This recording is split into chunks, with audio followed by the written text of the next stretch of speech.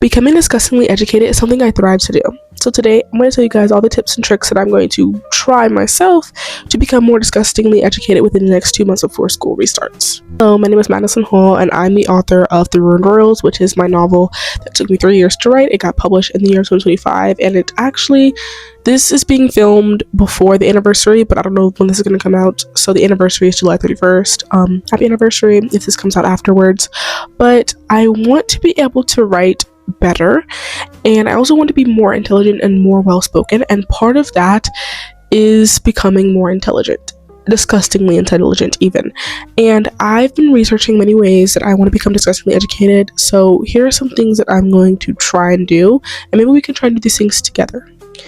A lot of you guys know me because of my book and author content, and that is actually part of the way that I can become more educated in life.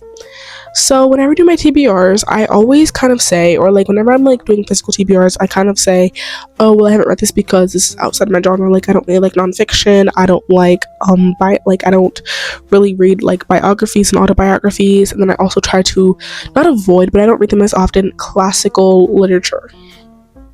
And I want to do every TBR, I want to have at least one classic book or one nonfiction book, maybe both in the same month, because I feel like reading something outside of your comfort zone, especially something that's not something you don't agree with or something that's historical, it's based on true events, can help you when it comes to becoming more educated. Now, as many of you may know, I'm actually a highly devoted Christian, and that's part of the things that I base a lot of my beliefs and opinions on.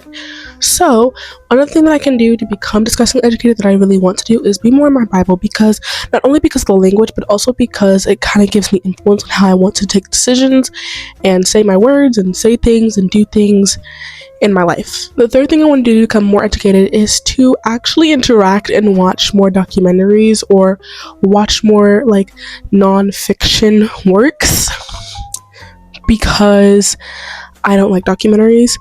I don't like movies at all. You know, I like a few movies. Like, I can watch Legally Blonde, I can watch like a good old-fashioned Disney movie, but it's like over the course of a few days. Like, I can't just watch a movie in one sitting. I don't like movies. I prefer TV shows. Like, I can watch a 43-minute TV show, but I can't watch 30 minutes of a movie. It's just something about it. I just don't like movies. So I definitely think watching more movies and watching more documentaries and watching more geography kind of things can help me become more educated and learn more about not only just the environment, but also learn about real world situations, because I feel like me not watching documentaries is kind of turning a blind eye to things that may have happened to people, whether it's traumatic or whether it's good. But I feel the need to watch more documentaries because it can help me a lot more when understanding real world situations and not just watching anything that's fictional or interacting with fictional things, whether it's TV shows or even half of a movie, because I'm not getting the same experience and I'm not getting the same lessons that I would get if I were to watch a documentary about a tragic point in someone's life. Like, I watched the Selena documentary. Tragic. I shed a few tears, but I feel like I learned so much more about not just her, but also the situation itself, and not just taking things from what I've heard from people, because you have to experience things yourself. You have to watch things yourself and understand those things yourself. The fourth thing that I would like to do is actually research a lot more topics. So a lot of them have to do with like structures, buildings. There were things where it's like real world historical situations where it's like research this and research the reasonings of this, because that is the determining factor, not the determining factor per se, but more like it helps you understand more things better. So when you go back to school, you already have knowledge on these situations, or if you're in a debate or in your real world situations, you have the knowledge of how certain things were handled, you have the knowledge of how certain things were done, and now you are kind of one step ahead. The fifth and last thing is to write more essays and poems. I feel like with poems, I can connect more with my emotions and things that I feel are important in the way of poetry. I'm not really good at poetry, but I would love to get better at it because I do love the art of poetry. And then with it comes to essays and research papers, even if they're just for myself or on topics that I find interesting, that can give me a way to actually articulate what I'm feeling about certain things, but also to articulate the words and the facts and actually learn how to research facts dedicatedly, because when you write a novel, like how I've done, you have to be able to research things when it comes to setting, ethnicities, foods, cultures, all the good things you have to be able to research. So I feel like me doing a research paper for myself, or just any kind of essay that has to do with historical movements or historical figures or times in people's lives, or really anything that is true nonfiction that I could write an essay on, that can help prepare me to research more things in the future. Because when you're used to researching things, especially when these things are important or real, you have more experience when it comes to researching. You know what to look for, you know what to find, you know how to discover if things are true or not, and you know how to dive deep into things.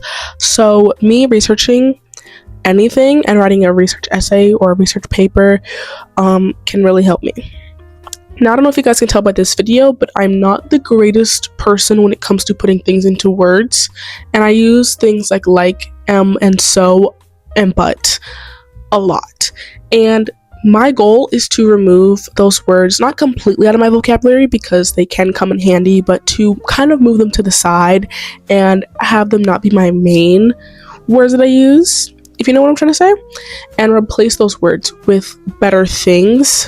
Because you can kind of tell from this video that I kind of have an understanding of what I want to say, but I'm not the greatest person when it comes to saying it, and I use filler words like when I use filler words like, so, but, and a lot, and I would love to get those out of my vocabulary. And I feel like becoming more intelligent and becoming more certain of the words that I want to say, and taking the time to kind of slow down and think before I speak, and not in like a, oh, I just say anything that comes to my mind, more